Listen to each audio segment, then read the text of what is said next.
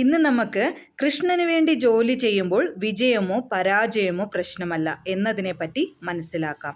സമഹ സിദ്ധൗ അസിദ്ധൗ ച. Bhagavad Gita 4th chapter 22 ശ്ലോക.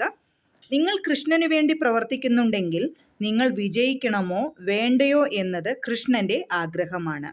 ഇവിടെ അസിദ്ധൗ എന്ന വാക്ക് ഉപയോഗിച്ചിരിക്കുന്നു. അതായത് നിങ്ങൾ കൃഷ്ണബോധമുള്ളതിനാൽ നിങ്ങൾ എപ്പോഴും വിജയിക്കണമെന്ന് കരുതരുത്.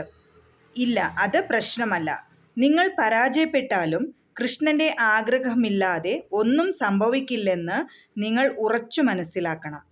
നിങ്ങൾ പരാജയപ്പെട്ടാൽ അത് കൃഷ്ണബോധമുള്ളതാണ്, അത് കൃഷ്ണന്റെ ആഗ്രഹമാണെന്നും നിങ്ങൾ അറിയണം.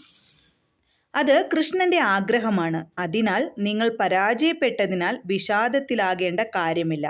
ജീവിതത്തിലെ ഭയാനകമായ അവസ്ഥയിൽ ഒരു ഭക്തനും ഒരിക്കലും വിഷാദത്തിലാകില്ല. തദ്ദേനുകമ്പം സുസ്മിക്മാനോ ബുജ്ഞ. Shrimad Bhagavatam 10th canto 14th chapter 8th ശ്ലോക. പ്രഹ്ലാദ് മഹാരാജാവിൻ്റെ ഉദാഹരണം. അദ്ദേഹം വീണ്ടും വീണ്ടും അപകടങ്ങളെ നേരിട്ടു. എന്നിട്ടും ഒരിക്കലും പരാജയപ്പെട്ടില്ല. ഭഗവാൻ നരസിംഹൻ വരങ്ങൾ നൽകിയപ്പോഴും പ്രഹ്ലാദൻ പിതാവിന് വേണ്ടി ക്ഷമ ചോദിക്കുക മാത്രമാണ് ചെയ്തത്. ഇതാണ് ഒരു വൈഷ്ണവന്റെ ഹൃദയം.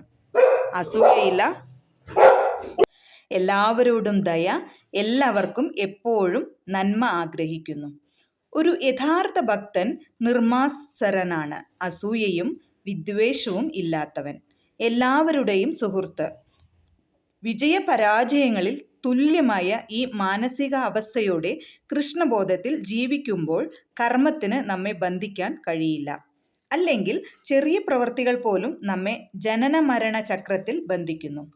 അതുകൊണ്ടാണ് ജനനം, മരണം, വാർദ്ധക്യം, രോഗങ്ങൾ എന്നീ 4 യാഥാർത്ഥ്യങ്ങൾ എപ്പോഴും നമ്മുടെ കൺമുന്നിൽ സൂക്ഷിക്കാൻ കൃഷ്ണൻ നമ്മിൽ നിലനിർത്തുന്നത്.